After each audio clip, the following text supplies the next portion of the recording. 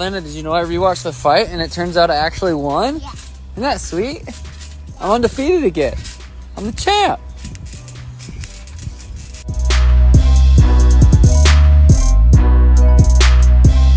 Sandhagen, I know you trained with him as well, and then you also fought him. It looks like he's probably gonna have to fight Sean now. What do you think about that fight? I think he pieces Sean up. Really? Yeah. I think so. Like when they were getting ready to give a title fight to someone, I thought that Sandhagen would have been a dope fight for him. But I think Sandhagen's just better at what O'Malley's good at, to be honest. He's just more dangerous, right? But O'Malley's got great feints, good. I mean, that's the fight to make. Yeah, I think so. I honestly, of all the fights, I would love to see that fight.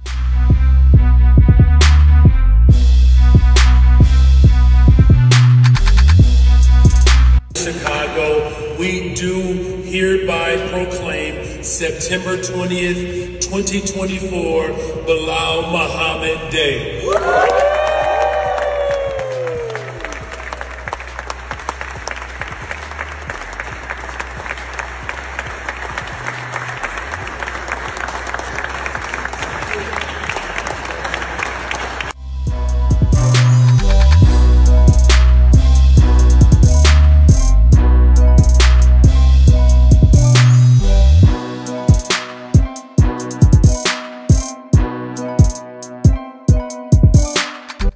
If you, John and Dana go into a room together, who leaves first? Depends what's going on in there, doesn't it? Depends what's going on, what they're up to, Dana and John. Because I might leave if them two are up to something. I don't know. It's a bit of a strange question. I'm not sure.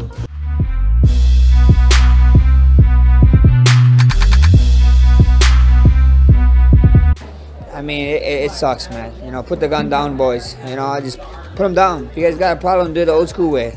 You know what I mean? Go to the boxing gym, put on some gloves, and punch each other, and then shake hands and be on with it. You know, I remember when we was growing up, street fights, I wouldn't say do it, but shooting someone is something different. You know, at the end of the day, stop the violence, go in the gym, go do something, go lift weights, go throw weights, play video games or something. When I shoot somebody, go play Apex or Call of Duty or something like that, you know. Keep the violence off the streets, and, you know, you gotta think of the younger generation that are coming up. I know the generation right now is super young doing it, but you gotta think of your little brother, your little sister, your nieces, your nephews. Keep the shit good for them, and keep striving, you know. Let's not have that bad taste in our mouth when it comes to the West Side. We already got enough bad news coming out of there. Let's not add more.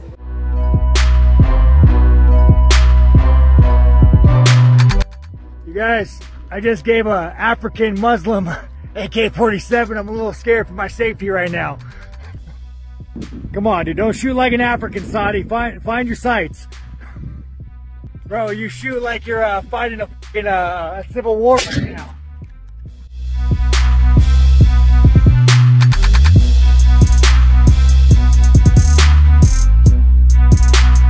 I think what happens is Chandler fights Charles Oliveira. Conor eventually comes back, fights, no matter how Max Holloway performs against Topuria, he fights Max Holloway for the BMF title, and that's his last fight. And I also think UFC and I think Dana and Conor in cahoots together, dragging this on because the TV right deals are up, and they're like, hey, hang on, so we can use you as leverage so we get a good TV right deal. Because then you only have one fight on your contract. That doesn't give us a lot of negotiation power with Netflix and Amazon, because Jeff Bezos was in the event center. Yeah. So that he's saying, hey, we have Conor. Sign the deal. You get a Conor fight. You get 2 Conor fights.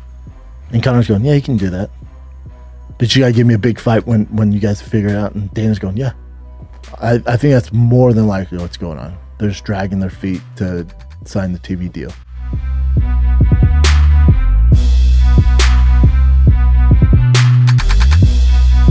They're eating the dogs. They're eating the cats. Eat the cat. Eat the cat. Eat the cat. Eat the cat. Eat the dog. Eat the dog. Eat the cat.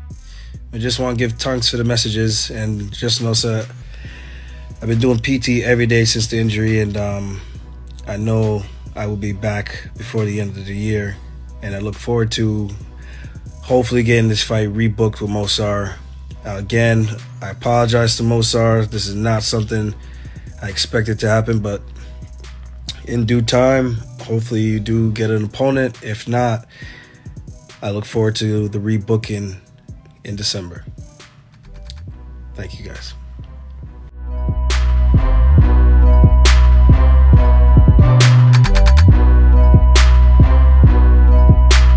Has that been promised to you by Dana White or Hunter that you're next for the title? They said to me, I'm next. They said he don't deserve, he have to fight. Hey guys, I don't care about you. I just need belt. You can keep belt, leave. I just will come and take, you know.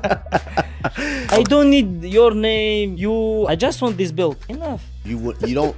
Right now, you just want to be busy. You want to be active. Right, you want exactly. to fight. So you don't care who it is. What if your next fight is not for a title?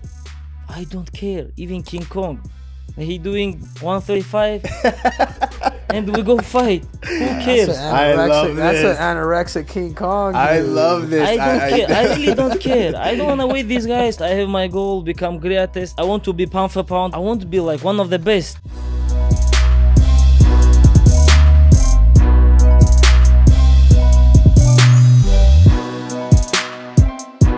I was in the Sphere and I was watching the fight live, but then I all of a sudden saw on Twitter that people were saying, you told him before the 5th round, we're almost done with this. We're gonna have to dig deep, buddy. We're almost done with this, dig deep. You know, and people were saying like, oh, they've quit. And like, I gotta be honest, when I read that on Twitter, I was like, well, that doesn't sound great. But then I watched it, and it, to me, I took a different interpretation of it. Did you see any of that chatter about what you said about the 5th round? And what did you see out of Sean going into the 5th round?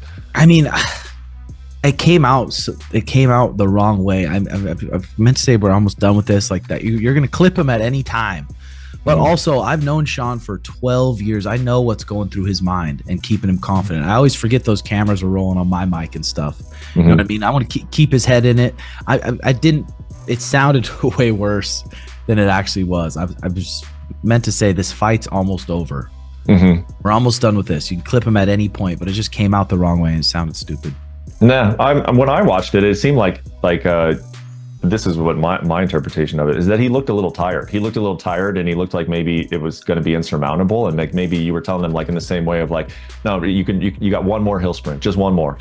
You know, it kind of came across as that. Was that sort of what you were trying to get at?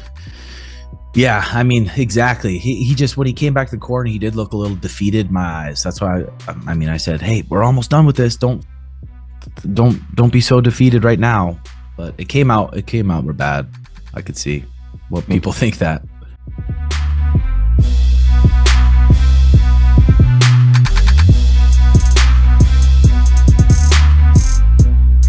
I just saw it earlier right now on the podcast with Umar and Usman.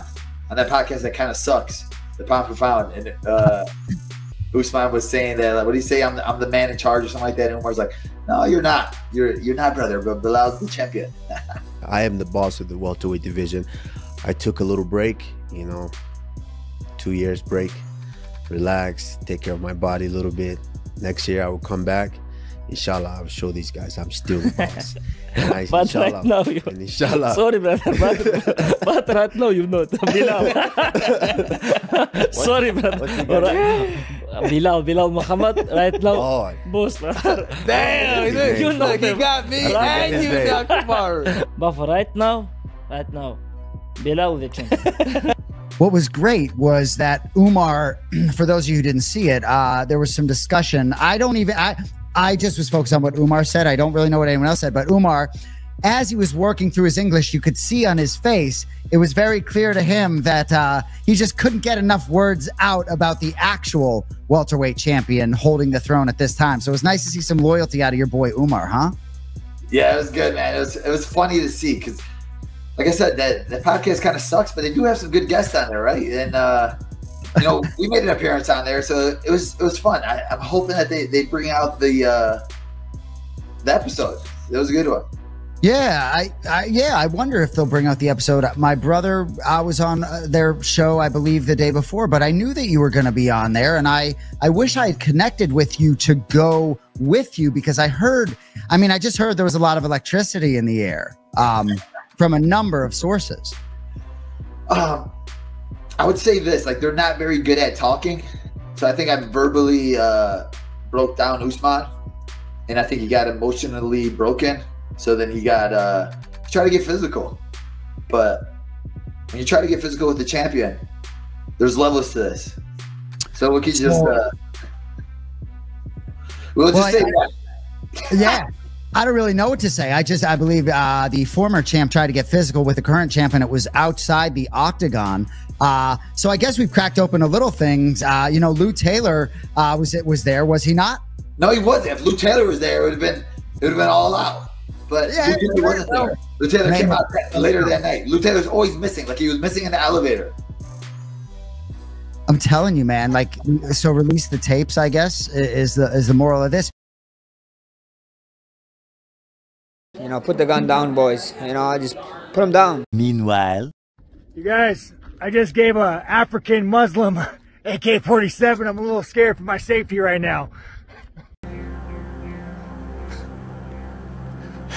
Am I a joke to you? Meanwhile, who the fuck is that guy?